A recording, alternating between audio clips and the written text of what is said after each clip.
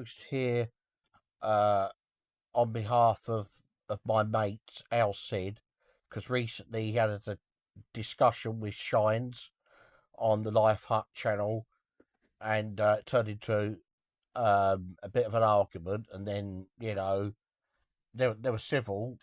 Shines was civil with Al Sid.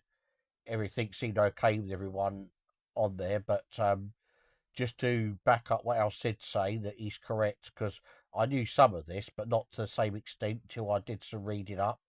That Shines, no, with all respect to you, but you were talking some nonsense on there, and Al Sid is correct about how some companies, not all, but especially some Chinese companies, and I'm not knocking the Chinese, just because there's good and bad in every walk of life, in every country, including other British companies, but about in particular, on the subject of companies like mining companies in Africa, and I was reading up a bit about Turkish and Chinese companies that exploit some of the workers, because in Africa, some of the worst companies for workers' rights and the working conditions in general in some African countries are from, not all, but uh, I'm not saying even the majority, but quite a fair percentage of Turkish and Chinese companies that are exploiting Africans. And it says here, I'll just read this article and then I'll do a bit more research and then look into it, look into this some more. Examining China's impact on mining in Africa, critiques and credible responses, by Lauren Herzer Reese and Claire Doyle. This is from July the 18th, 2023. And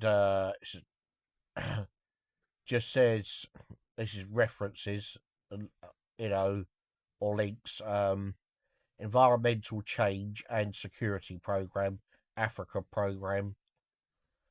This blog was originally posted on New Security Beat, a blog of the Environmental Change and Security Program at the Wilson Centre.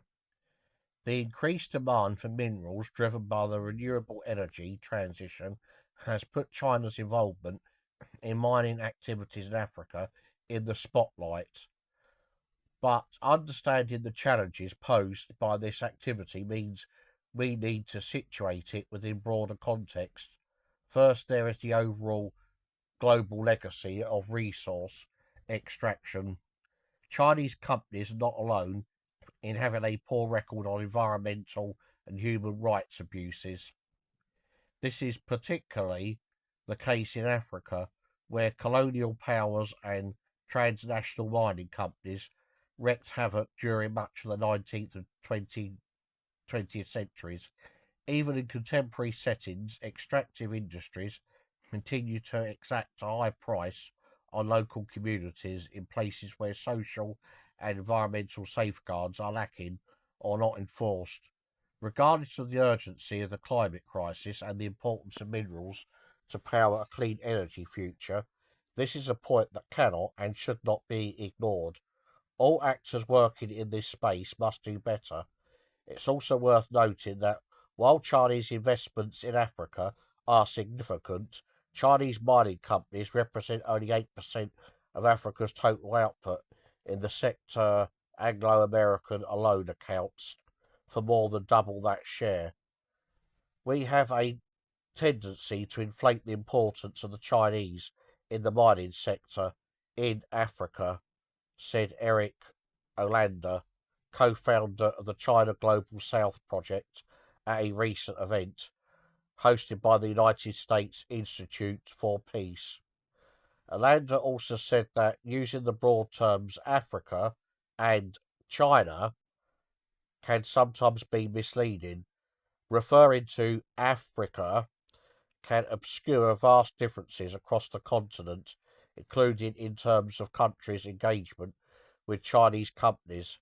Africa flattens this very large and diverse continent, he said.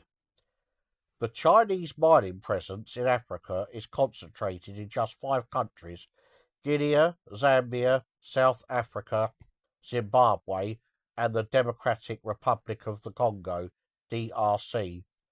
Similarly, it's overly simplistic to assume that Chinese companies act on the orders of their government, or that there isn't a diversity in approach across China's mining operations. On the evidence, however, China is the top destination for minerals exported from Africa. In 2019 alone, excuse me, mineral exports from sub-Saharan Africa to China reached 10 billion. And China's presence in Africa's mining sector involves entities associated with bad practices. So, what are the most specific areas of concern, and how can they best be addressed? This question is made more urgent because China has a 20-year head start on minerals in Africa. A 2019 New America report articulated clearly how China aligns its trade, investment, and national engagement strategies with strategic, resource rich countries. The United States is playing catch up, and when John Podesta addressed a question about working with mineral producing countries at a recent Wilson Centre appearance, one of the main thrusts of his response was that the United States needs to start by showing up, accessing labour and human rights abuses. The prevalence of child labour in mining is at the forefront of any discussion of labour and human rights in this sector, and China's investments in the DRC, where more than 40,000 children work in artisanal cobalt, lithium, and re-mining, have only exacerbated child labour issues. At a congressional hearing in 2022, a prominent Congolese civil rights attorney testified that children are working at mines like the Kasulo deposit that are owned or effectively operated by Chinese companies. Children work 7 days a week and for more than 12 hours a day, disgusting, using rudimentary tools. They are also exposed to radioactive minerals, injuries, and disease. Yet the problems are both deeper and more pervasive. There is also a prevalence of worker safety and pay violations, including threats of violence for speaking up. Research done by the UK NGO Rights and Accountability in Development found that workers at Chinese-owned mines in the DRC have faced discrimination almost daily, including physical violence and verbal abuse.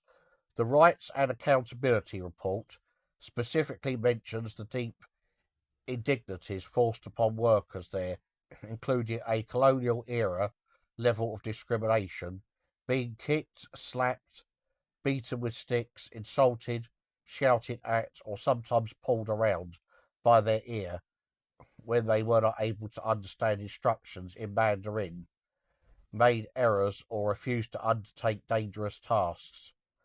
The report goes on to note that most of the people who spoke up in response were dismissed without pay, and after one mine in the DRC was bought by a Chinese company from an Arizona-based entity in 2016, employees said that worker safety had declined dramatically and that workers had been assaulted after raising concerns.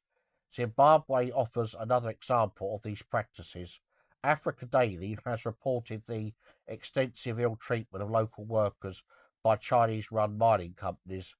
This exploitation includes extremely low wages, delayed payments, sometimes for several months, poor food and living conditions, and being forced to work without protective equipment. There is also retaliation and harsh consequences for those who try to assert their rights. The Zimbabwe Environmental Lawyers Association says that in the context of Chinese mining operations, if a worker attempts to assert their rights and demand what is fair, they risk being shot or beaten, and then it goes on and on. but I'll look into this some more before I do another video on this subject.